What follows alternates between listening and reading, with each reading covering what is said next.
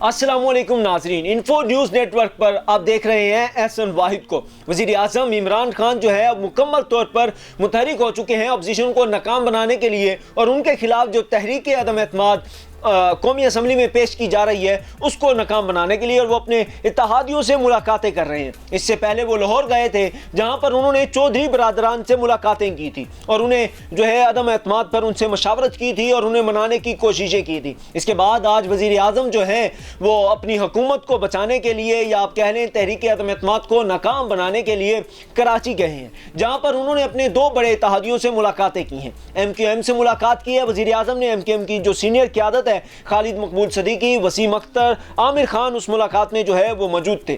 उसके अलावा वज़ीर आज़म ने कराची के गवर्नर हाउस में जो है GDA अराकीन से भी मुलाकातें की है। अगर हम GDA अराकीन देखें तो उनमें शहरियार मुनव्वर, मुअज़्ज़म अब्बासी और नुसरत सहर अब्बासी जो है वो उस मुलाकात के अंदर मौजूद थे। मुलाकात के हवाले से जो मीडिया पर खबरें चल रही हैं वो बहुत ज़्यादा मुख्तलिफ है। हर चैनल अपने जाविये से खबरें दिखा रहा है, लेकिन अंदरूनी ज़राए यही कहते हैं कि इस मुलाकात में वज़ीर आज़म इमरान खान ने अपने जो इत्तेहादी हैं उन्हें यकीन दिलाया है कि आप हमारे साथ खड़े हो, पाकिस्तान को हम तरक्की देंगे और अपोजिशन जो है वो नाकाम होगी, अदम एतमाद किसी सूरत कामयाब नहीं होगी। लेकिन दूसरी जानिब जो इत्तेहादी हैं, खासतौर पर MQM के दो अराकीन का जो है इस वक्त बयान भी आ चुका है, आमिर खान और वसीम अख्तर का, उन्होंने इमरान खान को किसी किस्म की यकीन दहानी नहीं करवाई कि वो हुकूमत के साथ हैं या फिर हुकूमत के साथ नहीं है, वो अदम एतमाद के हक में वोट देंगे या अदम एतमाद के मुखालिफ सिमत में खड़े होंगे। उन्होंने कुछ नहीं बताया इस हवाले से। मीडिया पर भी वसीम अख्तर और आमिर खान का जो है वो बयान चला है,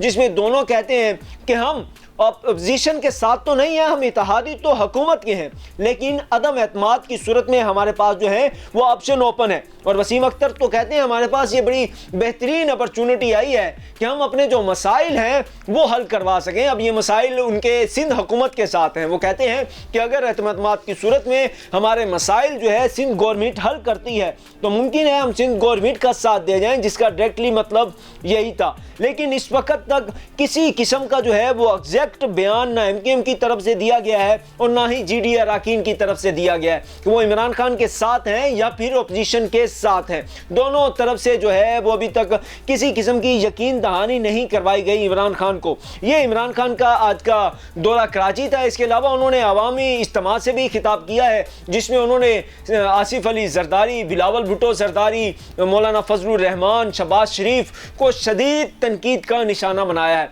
और उनका जो गुस्सा था उनके चेहरे से और उनके अल्फाज से झलक रहा था कि किस तरह से इमरान खान इस वक्त जो है वो अपोजिशन पर गुस्सा है। और उन्होंने खुला चैलेंज दिया है कि मैं अब अपोजिशन को जो है वो निशाने इबरत बना दूंगा। ये इमरान खान साहब के अल्फाज थे उस तकरीर में, और उन्होंने कहा है कि मेरा पहला टारगेट जो होगा वो आसिफ अली जरदारी होंगे। तमाम जो अपोजिशन के रहनुमा हैं उनको मुख्तलिफ अलक़ाबात से भी नवाजा है इमरान खान साहब ने। उसके अलावा बिलावल भुट्टो जरदारी को उर्दू सिखाने का भी मशवरा दे दिया उन्होंने आसिफ अली जरदारी साहब को।